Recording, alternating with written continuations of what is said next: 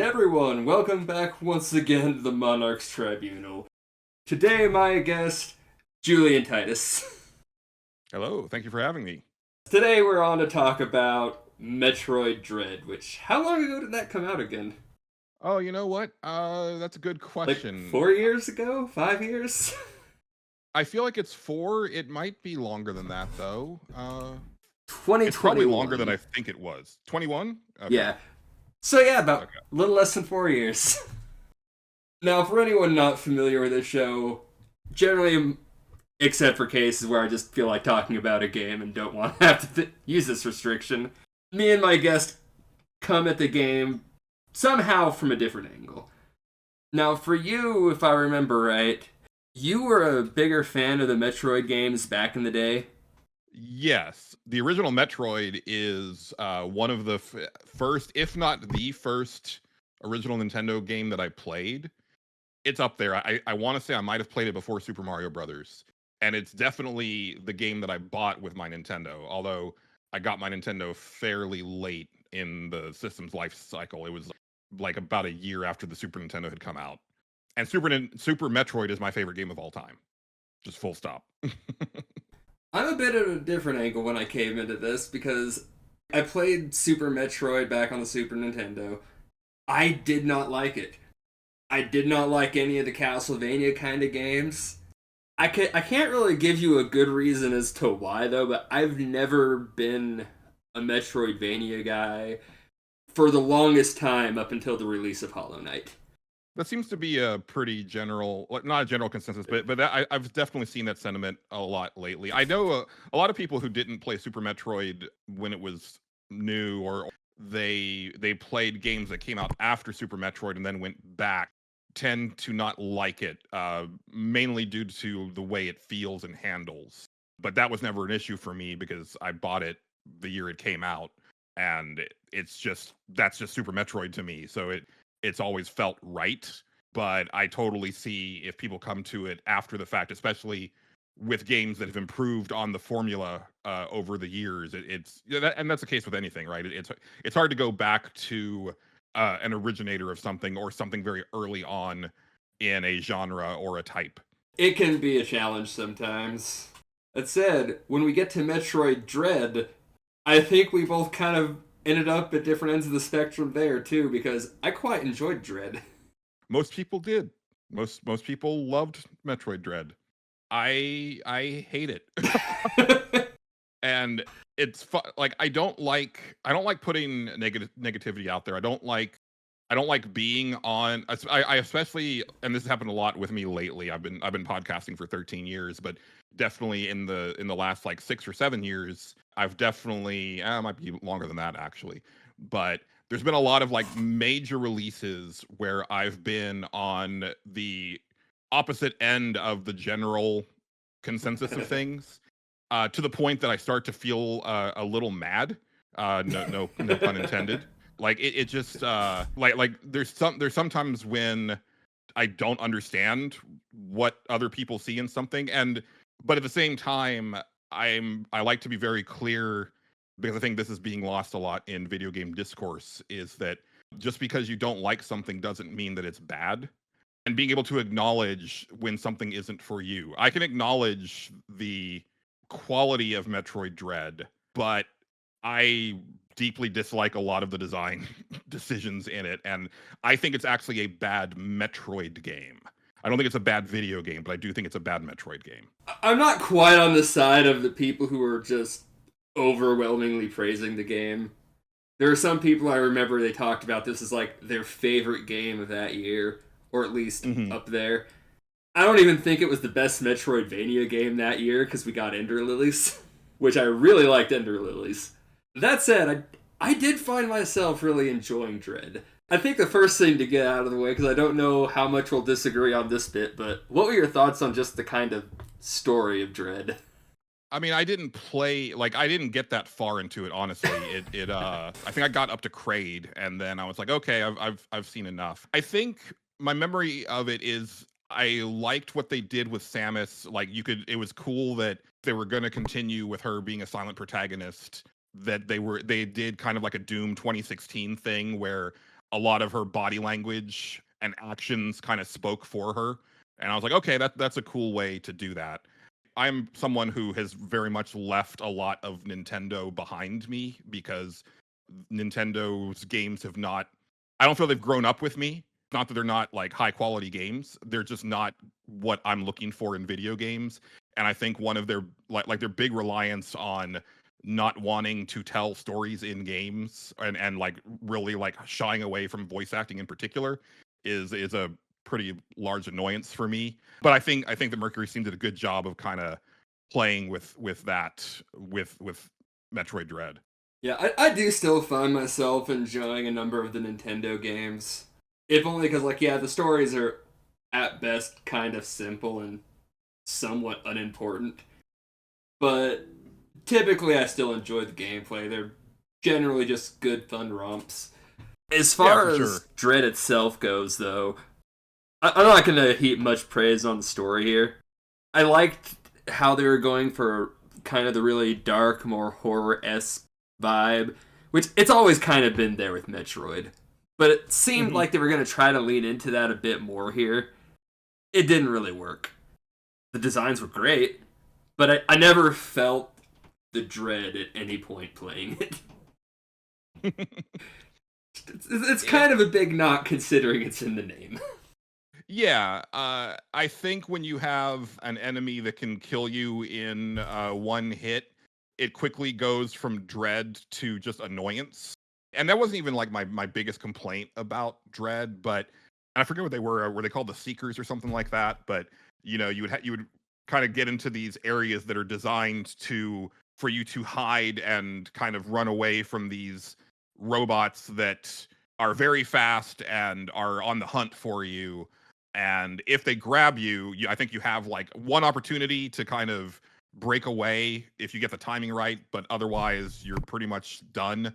You know, to their credit, they kind of alter, or like every time that you encounter that, the timing is off, so it's not a thing where you can just like memorize the rhythm of it. You kind of have to just either be really, really good or have like really excellent reflexes, or you know, I think what they more intend is that when you do get free, it's more of like a, oh, I can't believe that just happened, and then like break away. But I'm not a fan of that overall thing. I think they could have done it just in a different way, and I think it probably would have been pretty cool. But the way it's implemented, I really didn't care for it. You know, it's kind of funny because as the one who enjoyed it, we're kind of coming at this very similarly in this regard. 'Cause I didn't like it either, but for a different reason. The only time that thing ever caught me is when I got so disinterested with how easy those sections were, I stopped paying attention to what was happening. Yeah, that wasn't my situation. But yeah, it just didn't work. I love the idea. I like that there's this it's a cool idea. Horrible monster that you have to get away from. You can't just fight it.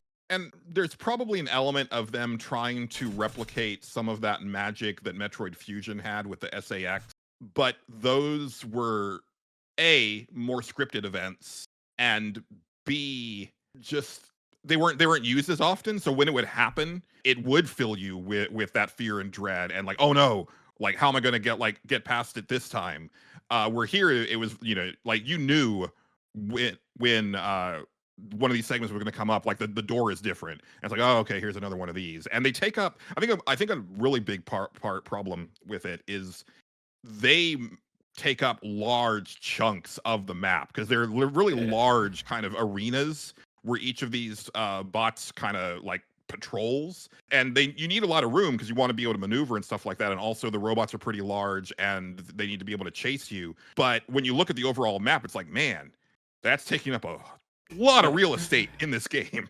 I'll say sometimes it's not quite as bad as it seems because you'll have that huge chunk, but you're in and out of that same area for most of it. So you'll jump in, you'll get into the area, you'll get out through an exit as quickly as you can, you know, to not die.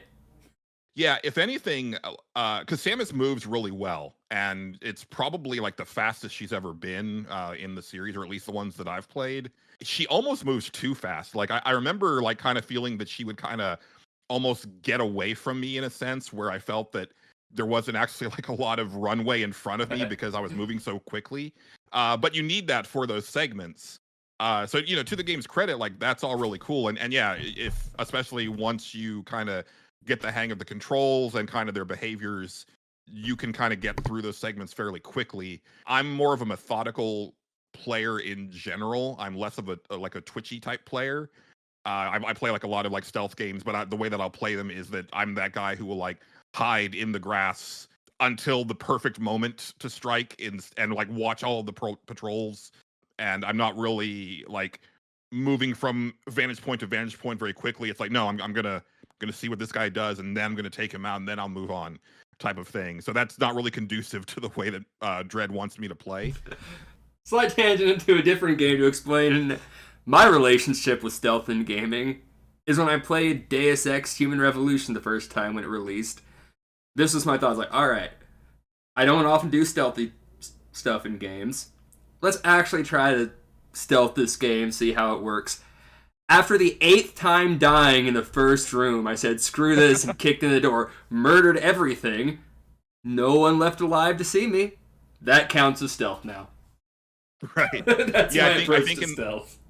I think in that game, I hadn't even fired my gun until the first boss fight because you have to use your weapons in the boss fights, and I was like, "Oh, that's how this feels." Same thing with the Hitman games. Like, it was a pretty long time before I actually knew, or before I'd actually even fired the gun in an actual firefight, and it wasn't just like a single shot to the back of the head to like eliminate someone.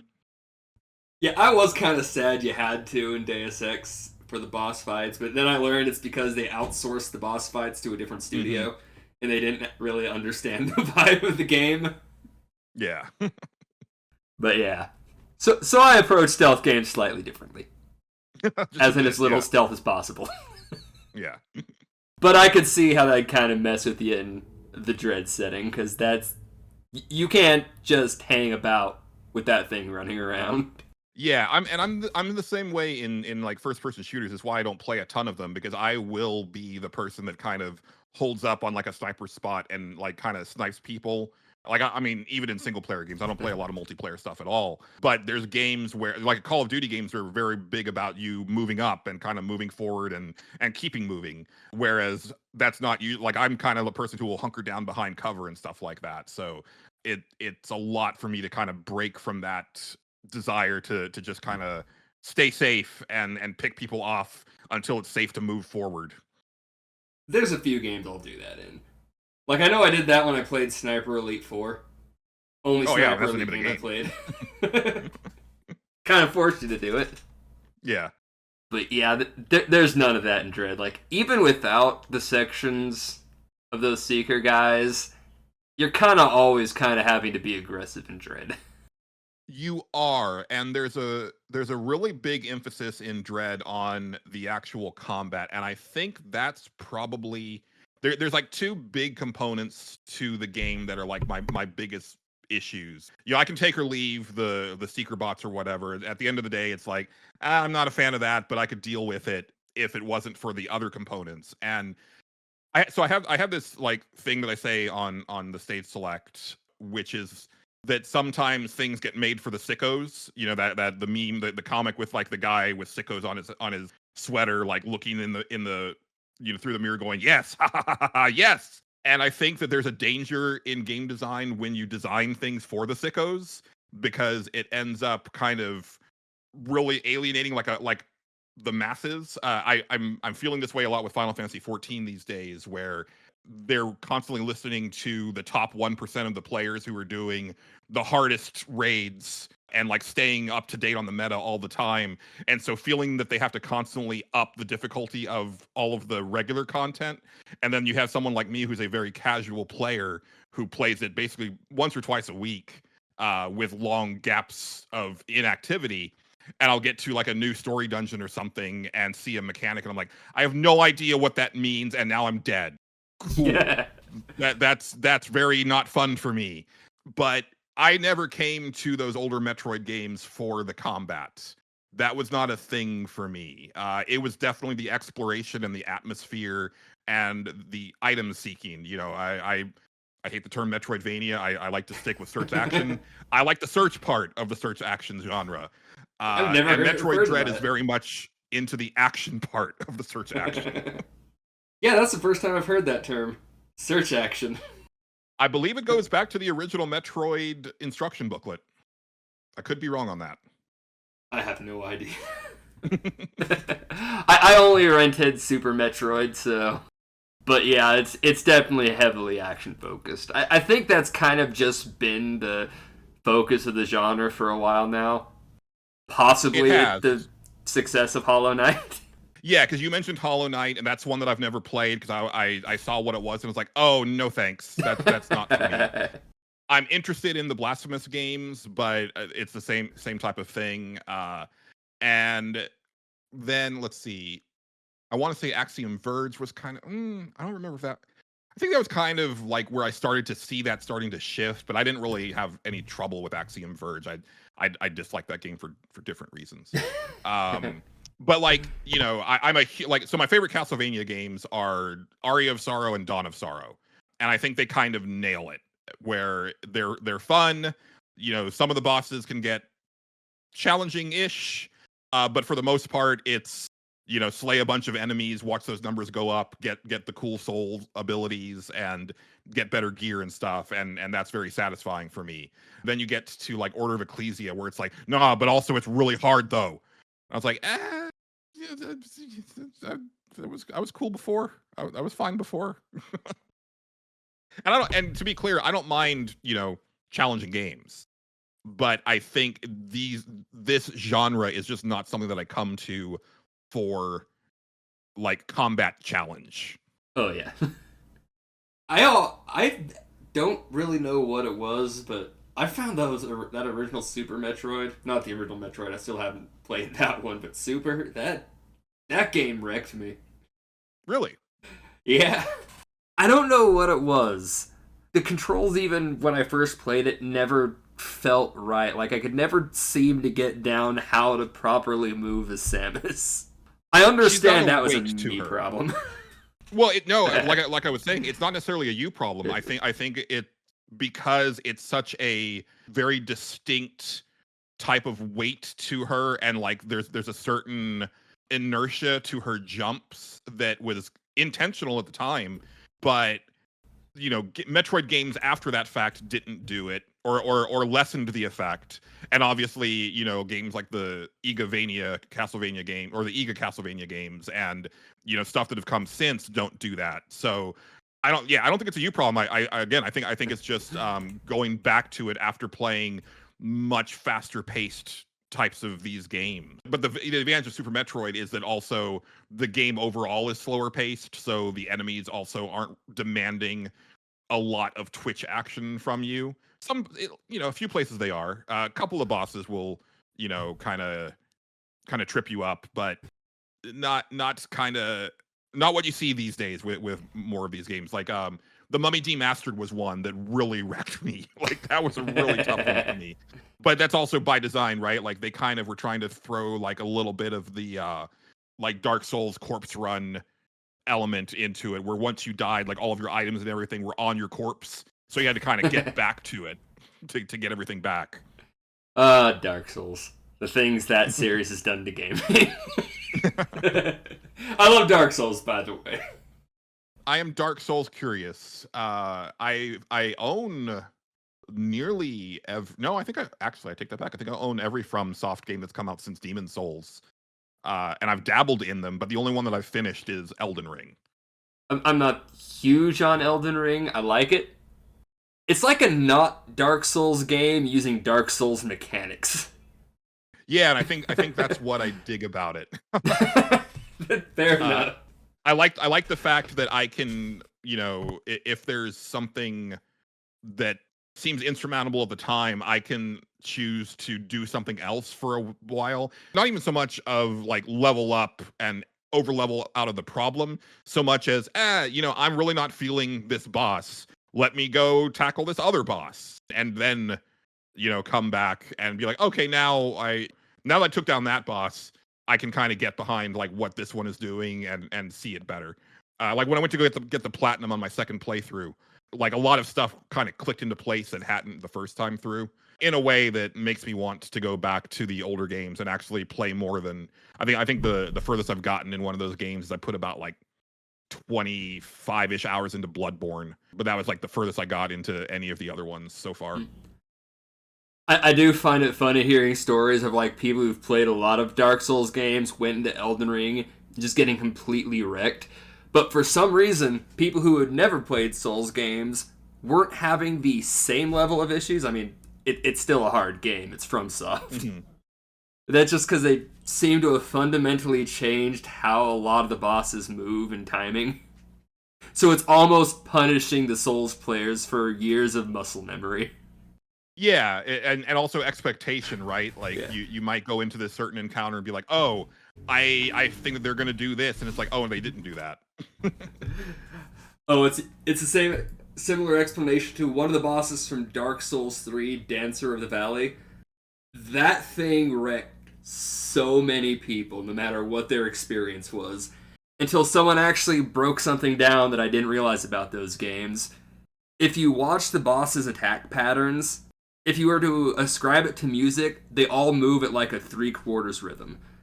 Speed's different, yes, but it's always a 3/4 rhythm. Dancer moves at a 2/3 rhythm. So you're sitting there watching. It moves really weird on top of that, but it just wrecks you for just playing the game how you'd been playing it, and forces you to like just adjust the timing and speed of your own movements in a way no other boss in the series does.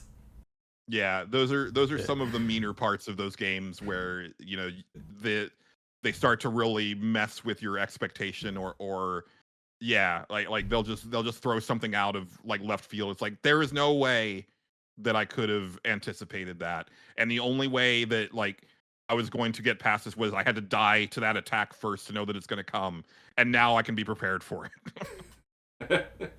Yeah, I don't blame people for not being able to get into Dark Souls. That's an interesting kind of challenge. Yes. But yes, Metroid Dread. I completely forgot what we were talking about in relation to Dread before that tangent.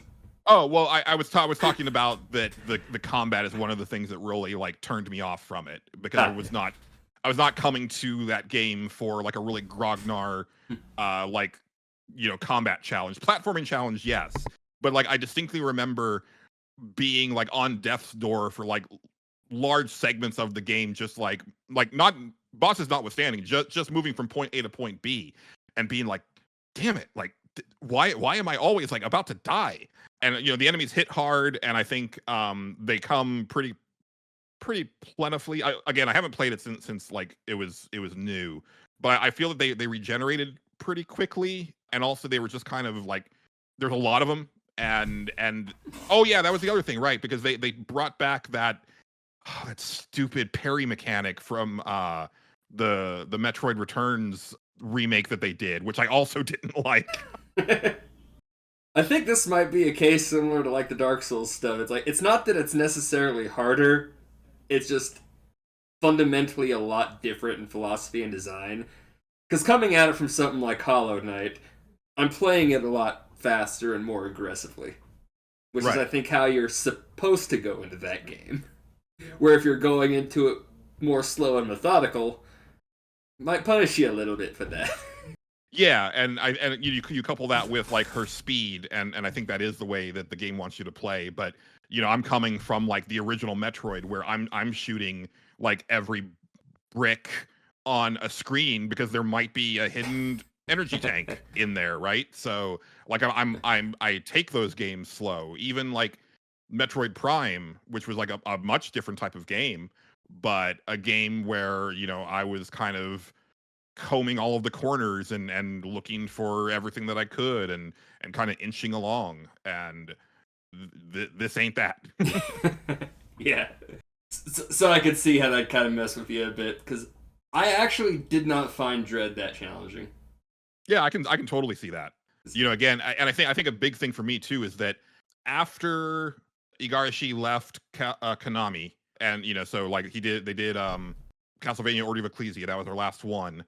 I didn't really touch the genre all that much occasionally I would play one. Like I said, I played Axiom Verge because it was getting like a lot of buzz, and I didn't really care for that one.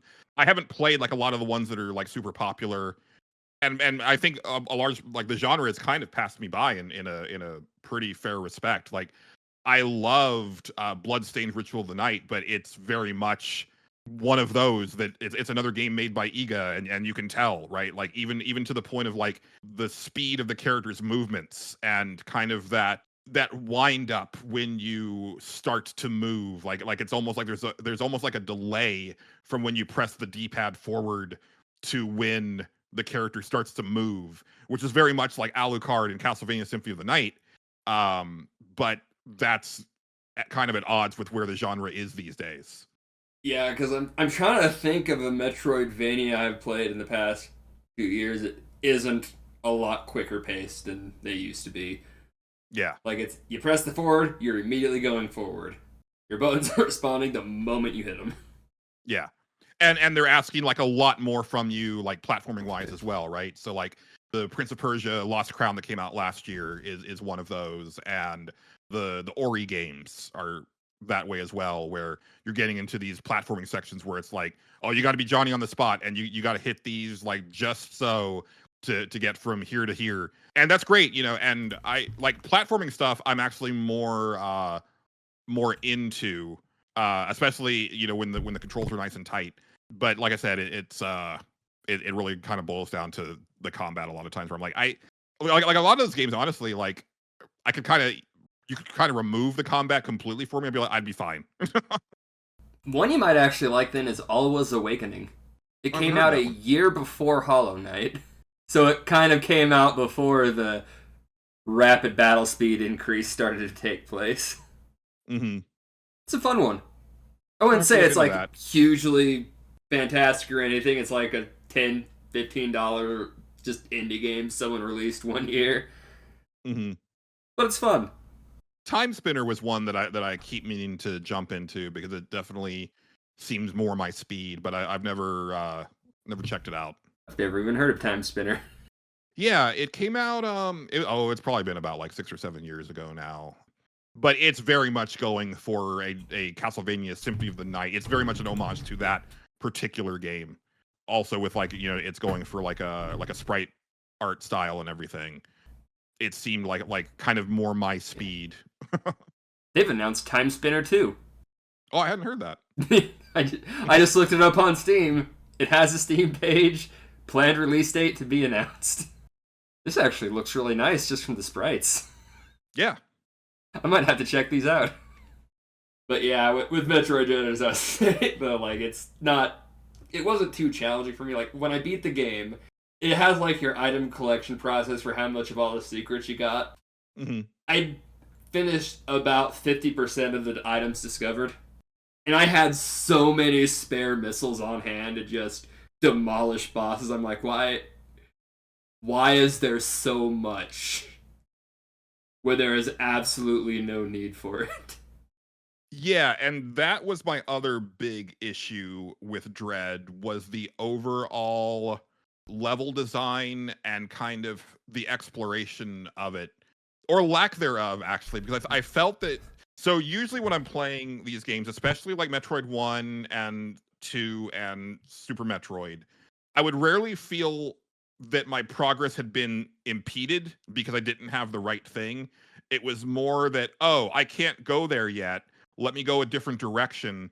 And then I would find other things that would lead me down other rabbit holes, so to speak. And then eventually I would get the thing that I would need and be like, oh, okay, now I've got the high jump boots. I can go over here or do that. With Dread, even in the, I mean, I don't know how long I ended up playing it. Like, however, is Kraid like what, 2 hours into the game or something like that, if you're going kind of slow. I felt that I was getting blocked by the game constantly, where I would get to a new room and be like, oh, I don't have the thing for this. And then I would double back and go down another path. It's like, oh, I don't have the thing for this, and it's a different thing. And I think even in the short time that I was in the game, I had counted like 4 or 5 different types of doors that needed a different thing to unlock them. And I was like, that's too many for this early in the game, guys. I don't. Why did you do it this way? And I really I felt stuck like so often, where I felt that like any forward progress that I was making felt super incremental, and almost like I was doing it in spite of the game and not because that's what the game was leading me towards. Where I think that like the older games that I had played had this like very natural progression, not necessarily leading you from point A to point B to point C, but you just felt this more natural discovery of things, and then the pieces would start to like fall together in your mind, and then you would know where you needed to go back to. I think this is kind of another sign of just Hollow Knight's influence on this genre. Could be. Because that kind of started it out. In the case of Hollow Knight, narratively, it kind of made sense why a lot of the things that might be blocked off at the beginning were blocked off. But I think a lot of games just kind of kept doing what it did without really understanding why it did it that way. Right. Yeah, no, because I was thinking like, I was trying to think back of like, okay, but what are the games of these like that are quote unquote more modern that I really loved? And this isn't very modern by today's standpoint at all, but Shadow Complex back on the Xbox 360 was like that perfect sweet spot for me, where I really felt that it had that, I would get deep into an area and then have to turn back because I didn't have the thing. But by that point, I had already seen like 2 or 3 other spokes that I could go down, and then I would find other places to go, and it felt really great. And a lot of the items that I would discover, were mobility items and stuff like that, but not necessarily like things that were required to like unlock a certain door. Where Dread really felt, like I said, just so many locks, and I had to find so many keys, but here the keys were different like weapon types and stuff like that. An example I pointed to something similar to that idea, though, of just not understanding why something worked, is I don't know if you played many of the Atelier games. Or Atelier. I think is technically how you're supposed to pronounce it. I have not. So, kind of a mechanic of how the original ones worked through, like, the Arland games and all that, without getting into the stories, is there was, like, a 3-year time limit. Anything you did in-game took up so much time, like your gathering, but you could also only carry so much stuff on you at a time, so it takes so long to go somewhere, so much time to gather. So you really had to manage your time, what you were doing, prioritizing certain types of gear upgrades to retain item quality, because certain items would degrade over time before getting them back. In the context of a game where you have that, like, say, 3-year time span, that's interesting. It makes sense why you would be doing that. Later Atelier games no longer had, like, the time limit. You just keep going and going until you get to the ending, whatever. But all of those aspects were kept in. So now you're not upgrading your gears specifically to help manage your time. You're doing it to make things less inconvenient and less of a hassle. That changes how you're viewing the exact same mechanic in a game that plays almost exactly the same. I hated so much that so much of that was left in for several games that did not have the time restrictions. I felt like it was wasting my time. Yeah, I have that feeling a lot with a lot of games lately that are trying to shoehorn RPG mechanics into games that aren't quite RPGs, but they do it in a really weird way where when you're leveling up, really what it's doing is making the game less bad, because they've started your character at such a underpowered feeling that where older games like this, you basically once you get to like mid game in some of these games, you start to feel how you would start out in games from like 15-20 years ago, but it's because they've kind of held so much back from you, and they use that to be like, ooh, but now you can do this like faster, or do this many hits in this combo, and it's like, I should have had that many hits in my combo from the jump, guys. I don't know why you did it this way.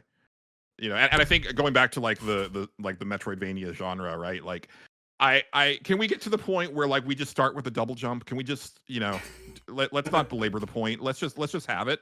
What are we doing here? I can see that. There are times.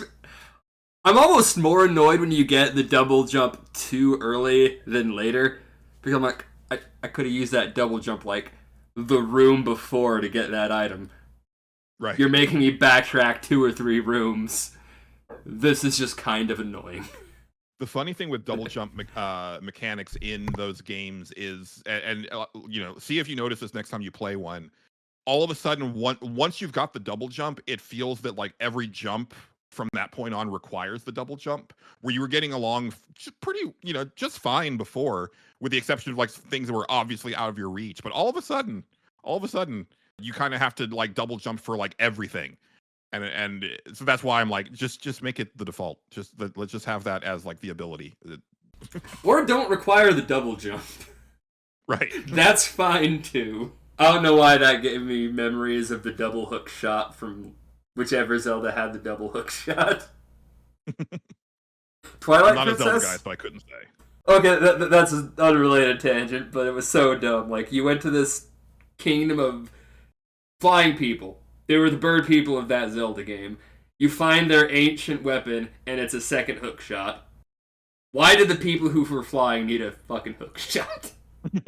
They flew everywhere that was worthless to them. That is where that item was. Well, see, then you get into the problem of trying to apply logic to a video game. Because, like if you play any Tomb Raider game where Lara has like some sort of new tool or new ability, and you go to these like ancient tombs, and it's like, it's really convenient that I happen to have this tool that just happens to be needed for this specific moment, and she didn't have it before, like 2 days ago. It's a really good thing that she decided to bring this along now. You can't go down that path. It'll drive you insane. But sometimes it's done better than others. Yes. Like, it's really hard to ignore the hook shot was the legendary item of the flying people. You're sure. But yeah, I know what you're saying. But yeah, it's I forgot again where we were on with Dread. Double jumps. General exploration. Yeah. See, I did overall think the exploration was pretty good. I just think it went excessive on the secrets. Because as I mentioned, I had like 50% of them found, and yet I had so many spare missiles I wasn't even watching my ammo for the boss fights. Right. How much and ammo you probably do had need? all of the actual like abilities and like attack type things that are available. So at that point you're just getting like more energy tanks and more missiles and whatnot. But yeah, for what purpose? I'm starting to forget I was supposed to be the on the side of Metroid Dread guy here. Perhaps I'm just making so many like salient points. I'm swaying you to my side. I actually think my view on the game at the time when it came out seems to somewhat be becoming the overall view of it, because you don't really see a lot of people talking about Dread now. That's true. Like, it was so loved that year. Yeah. It was one of the best cases of recency bias that I could think of, because I'm on this all the time on my show, where I see it all the time, because it's been a banner few years for video games. Like, just year after year has just been like my cup runneth over with incredible games, and I think a lot of people feel that. But I see so many things where it's like this new game comes out and it's excellent, and it's like, oh, this is the greatest game I've ever played, and I'm like, really? The greatest game you've ever played, of like everything that you've played, this is the greatest.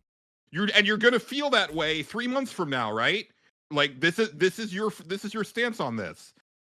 Where I'm very much I need to sit with that for a while. I need to think about that. I'm the type of person who, I have my top 5, and it takes a lot to break into that top 5. And even when I'm doing my list for the year, because we do Game of the Year every year, and when I'm ordering that list or when I'm putting stuff on there, I'm thinking, you know what? I just finished this game. I'm not gonna put it on this list yet. I need to sit with it for a while and let me come back to it later. And sometimes it's too close. There was a game that I played like right before we did Game of the Year, and I was like, oh man, I really feel like this should probably be on the list. And I was like, but I just played it. I literally just played it. And I think like once the dust had settled, I was like, no, yeah, that was the right call. I don't think this would have made the list. And so I'm glad that I didn't like follow that knee-jerk reaction, because recorded for posterity now. Yeah. But yeah, if you want another example, I think, of some pretty strong recently bias, Sea of Stars. Not many people talking about Sea of Stars already. Yeah, but people were like over the moon for it when it came out. Like it was like the second coming of Chrono Trigger and this and that. But don't get me wrong, I enjoy Sea of Stars. It's a good game. Go play it, support some indie devs, you'll have a good time. Even when people were talking about it, though, as it came out, 90% of the stuff I was seeing people bring up were stuff that game did that reminded them of other games. Exactly. I saw more people talk about that one guy you could talk to 3 times to give you an item. It's like, oh, it's like this random white monkey thing from Chrono Trigger on a random mountain cliff. I saw more people talking about that than anything original the game actually did. Yeah, and I think you would also see like a lot of takes from people who obviously hadn't played any turn-based RPGs in a really long time. Like they had, they stopped like basically when a lot of people did, like around the 360 era, when like kind of the console gamers kind of en masse, moved over towards Western developed RPGs, at least for a long time. I was definitely one of those people, just because I was so burnt out Japanese made RPGs, because I'd played damn near all of them at that point. But then in recent years I've come back and been like, no, yeah, games have like, these games have evolved and they're doing like really cool things now, and I missed a bunch of really good ones, but I'm aware of them now, where you definitely get that sense of, certain people that just have not paid attention for 15 years and been like, oh wow, it's like Chrono Trigger. It's like, yeah, there's a lot of stuff like Chrono Trigger. I do feel bad though, because it sounds like I'm talking a lot of trash on something like Sea of Stars, but no, it is no, yeah, fun. But and that's kind of what I'm always on about, is that you can be critical of something and you can acknowledge that either A, like you didn't like it as much as other people did, or B, you can acknowledge that it's a great game, but you don't have to like I like to pick my spots, right? Like if I'm gonna like call something an all-timer, like I want to be damn sure that I feel that it's an all-timer. And it takes a while for me to like look back. Like I think when I played Disco Elysium for the first time, I was like, holy shit, this game, man. But it's taken time for me to be like, no, that game, man, that game did some, like, I'm still thinking about it, right? And it's become like a more important thing to me. Same thing with like The Witcher 3, where like when I played it, I was like, oh man, this is incredible. But at the same time, like I don't think that I even like put it on my, well, because I didn't play it the year that it came out, but I didn't like retroactively like say like, no, that's probably my favorite game that came out that year, because I already had my game that year. And then like as time went on, I was like, no, actually, yeah, if I'm going back and redoing that list, then this is definitely like game of the year that year for sure. I like to think about things before I get too hyperbolic about them. Yeah. I've often found whenever I've done a top 10, I haven't the last couple years, because not a lot of games the last couple years have really kind of hit with me. Just hasn't been a couple years to my taste. But yeah, there you go. Like I think the last 2 years have been like some of the best in a while. Like just like variety, right? Like everything from indie game to like AAA blockbuster, just like some kind of incredible stuff. But I can totally see people not feeling that way as well. Oh yeah, but as I was saying, like I often find myself thinking a lot of times like, all right, this game's clearly going to be here. By the end of the year, I stop, I look over, like, I don't know about that now. Even a couple months after, I find myself kind of reevaluating the experience. Yeah, and sometimes it goes the other way, right? I remember when I played Death Stranding back when it came out, and I was talking about it on our older show, our previous podcast, and I was telling Justin, my co-host, I was like, man, I don't think that I can recommend this game to anybody, but I can't stop playing it. And then we went on our yearly hiatus, and we came back to do Game of the Year, and I was like, man, I don't think I can recommend this game to anybody, but it's my game of the year. And then we did like our favorite games of the generation when the new consoles were coming out. And I was like, well, now that the pandemic has happened, I do recommend this game to people because I think it hits differently now. And also it's my favorite game of the entire goddamn generation. See, another thing I've noticed with some of my games, like anytime I like start to feel a little judgy about someone else's game picks, I have to stop and remind myself, I adore Digimon World 2. I don't know if you've played Digimon World 2. I have not. I might be playing that Digimon game that's coming out this year, though, because that thing looked great. Oh, yeah. Think of the grindiest Dragon Quest game that has ever been made, whichever one that happens to be. Not only is this far grindier than that is all that this game is. There's basically no story. Like, it literally is just, there's this evil god that wants to destroy everything. That group you joined at the beginning, yeah, it's you signed a contract to go stop, and so go do that. Hey man, you just want the numbers to go up. Like I get that. As far as I'm concerned, Diablo 3 doesn't have a story. Because I've poured like 400 hours into it. But yeah, Digimon has a checkered history of games. Oh, for sure. Yeah, I don't understand how they keep making those games, because like 80% of their games are terrible. I don't understand how they keep doing well enough to keep making more games. And even fans of the series seem to be consistently agreeing, like, yeah, most of these games suck. We just keep buying them on the off chance we get one of the good ones, like a Cyber Sleuth, or that time they got weirdly dark with Digimon Survive. Like, wow, I did not expect that game to get as dark as it did for a Digimon game. But yeah, the new one looks like it might be good too. Yeah, I remember I was watching that Sony State of Play, and they, if you don't know Digimon, like they play it pretty close to the vest, like during the trailer, and I was like, this looks really cool. And then they showed the name, and I was like, oh man, am I buying a Digimon game? I'm starting to think we have talked more about everything but Metroid Dread at this point. I mean, like part of it is, again, I hate it with white hot fury, but I also hated it so much that I stopped playing it after a fairly short period of time. So I don't have much that I can say about it other than what I've said. And I don't know what this says about the game, but I had played it a lot. I had beaten it. There's not a lot to the game. Yeah, like I said, I think it's a solid search action game that I don't think is a very good Metroid game, personally. Or at least not what I'm looking for from a Metroid game. But at the same time, there are times when I have to kind of do some soul searching and realize that I just may not be I might not be the audience for certain things anymore, right? Like, I don't know if I can call myself a Metroid fan per se.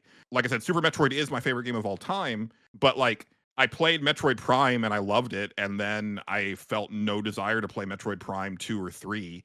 I skipped Other M, so like, I've only played about half of the games in the franchise at this point. I'm not looking forward to Metroid Prime 4 kind of at all, mainly because I'm going to have to play it on a Switch, and I hate the fucking Switch. It's my... I like my Switch. Everybody loves their Switch. It's my least favorite piece of Nintendo hardware, and I'll die on that hill. I mean, it was no GameCube or 64 or Super Nintendo. Yeah. But also, like, as I know that you have also been guesting on A Gamer Looks at 40 for the Final Fantasy series, and I've had to do a lot of thinking lately, and I'm like, I might not be a Final Fantasy fan anymore. I had that same thought. or at least, like, I can acknowledge that I am a fan of a certain era of Final Fantasy, because I was disappointed in 16. I generally don't like I didn't like 7 Remake when it at the time, but then after I sat and thought about what it represented, I was like, oh, you know what? But now that I understand what it is and that I was lied to, like, from the jump, I'm actually pretty excited for where they go from there. And then the next one came out, I was like, oh, but then they just chickened out. So this makes me not like this one, and also retroactively, be less enthused about the first one.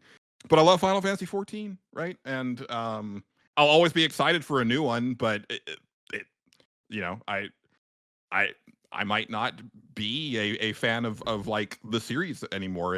It's something that I'm wrestling with at this point, especially because, you know, my first and only tattoo is a Final Fantasy tattoo so, that I plan on adding to. See, I think it was when I really started realizing it was a while ago. Professor Noctis, another guy I know from Bill's podcast, just did a thing like top 5 Final Fantasy games, and Final Fantasy VII ended up in my number 5 spot, tied with Tactics, which, for the record, I don't think Final Fantasy Tactics is a Final Fantasy game. It's a Tactics Ogre game with a Final Fantasy skin on top of it. Hey, right on. Yeah, it's a spin-off. I don't count it when I'm talking about ranking like the mainline series.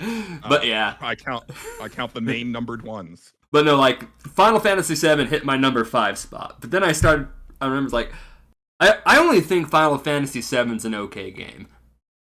Agreed. And if that's my 5th favorite, like maybe I'm not a huge fan of the series in general.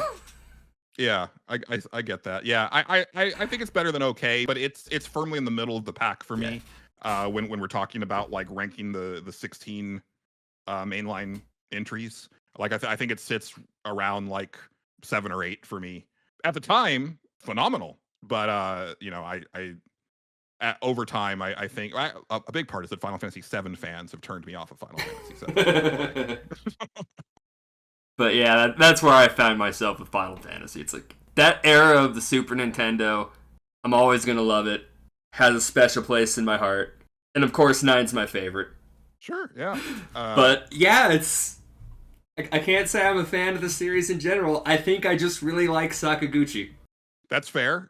Or you know, like I said, you might be a fan of like a specific era, or if you know, I think where I'm kind of leaning towards is I'm a fan of the idea of Final Fantasy, and I'm always hopeful for a new one. And I wish they would be more aggressive with that series. I wish that they would take a page from RGG Studios and from Falcom and be like, no, we've got a game coming out every 2 years, and they're not going to be like, you know, the most like earth-shattering like graphic powerhouses, you know, that they used to be, but they're going to come out and on a regular, you know, time frame, and you're not waiting like 5 to 7 years for one, and you can get excited. You know, like I want to go back to the days when they would announce 3 games at one event.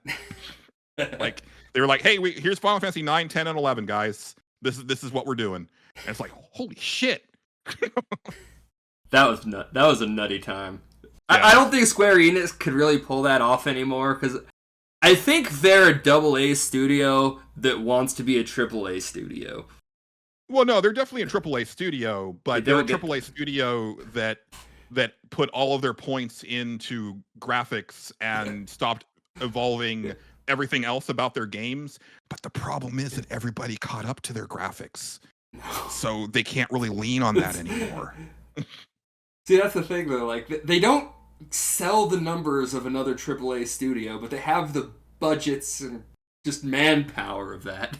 Yes. I don't think... Yeah.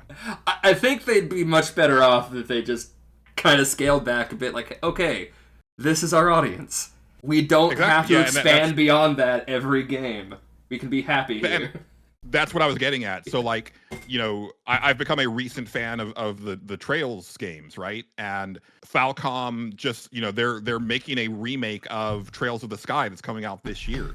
It's a very modestly scoped remake that does what a remake should do, which is they redid all the graphics, but it's the same game, and it has like the same combat system. But there's also a modern version of the combat system if you want to go more action-y. That's all that I wanted.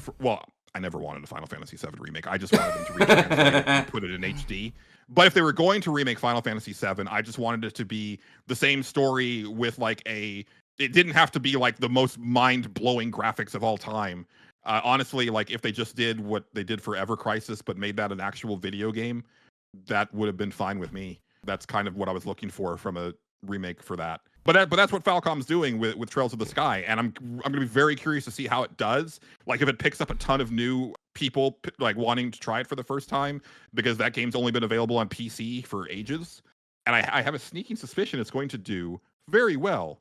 Not Square Enix expectations, because no one can ever meet Square Enix expectations, but very well for what their budget was and everything. And that's really what they should be looking at is making games that are consistent and good, and they market them and they reach their audience, and then, you know, as buzz grows, they reach a larger audience over time.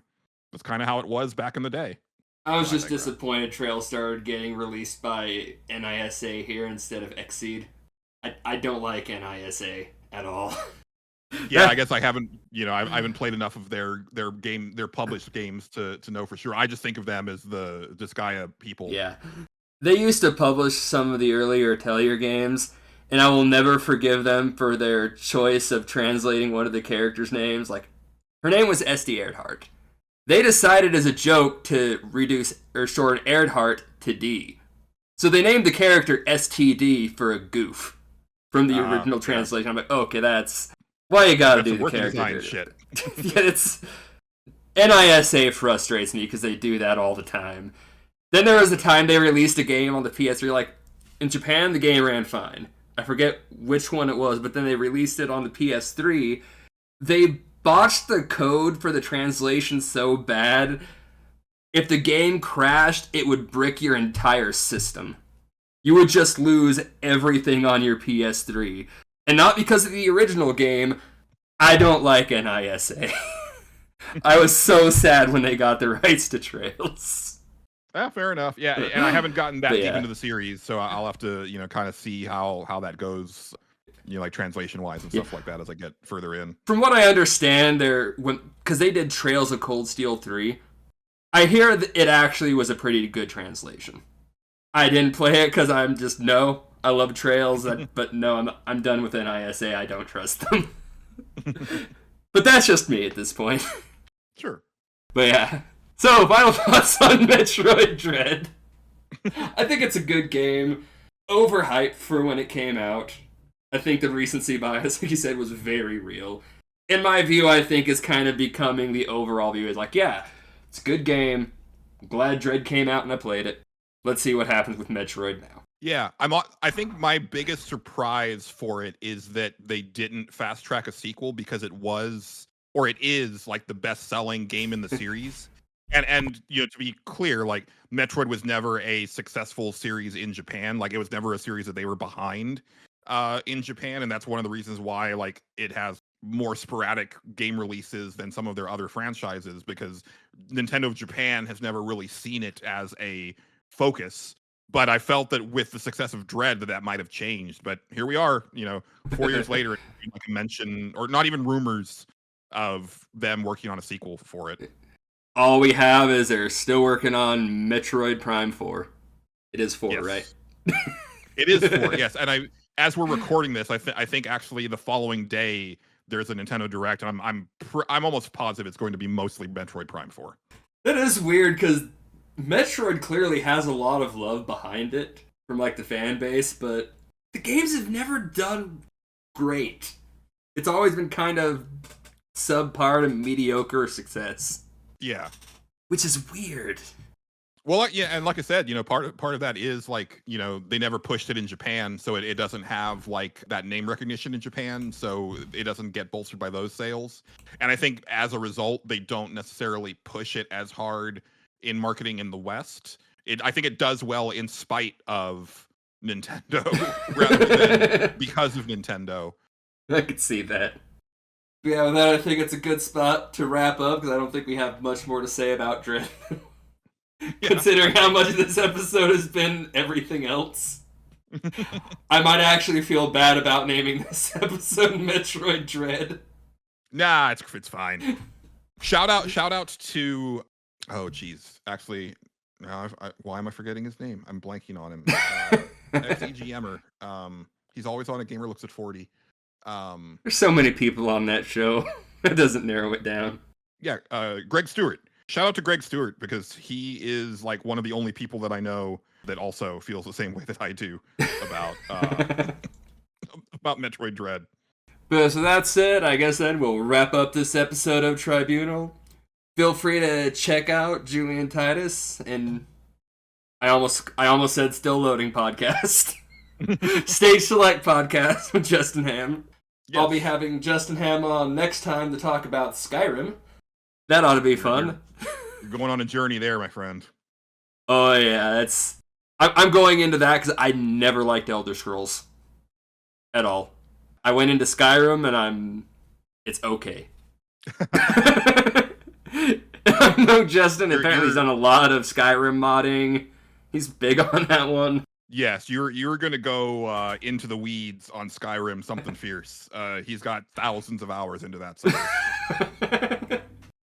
That ought to be interesting. Yeah, so I guess I will see you all next month on the Tribunal, and thanks for stopping by.